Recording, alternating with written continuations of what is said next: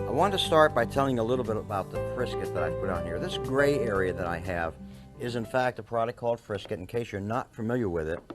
And it's sort of like a rubber cement consistency. And what you do is you can either paint it on or you can splatter it. I've done both. So I've painted some on here and then I splattered some areas well.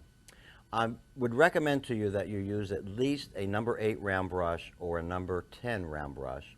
And don't use one of your good paint brushes, not one of your good watercolor brushes.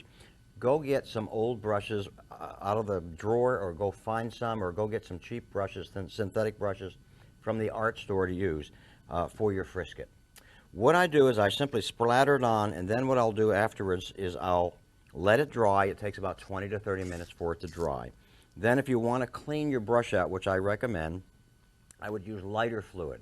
Just pour lighter fluid in the top of your cap here if you want, or in a little cup, and then just clean out your brush. Once it's clean, take a soap, a brush soap, a good brush soap with a conditioner in it, and just clean out your brush, and these brushes will last you a long time. So anyway, that's what I've done. I put a little frisket on there, and what it does, it's going to protect the white space. So I'm going to paint this area of water, and then I can come back, dry it, remove the frisket, then I can come back and put some detail in the water. I'm going to use my frisket remover. This is the neoprene, just like the sole of your shoe. It's an eraser to remove the frisket, and I'm going to do that right now. Now notice how I have the white of the paper showing now where the crashing waves are.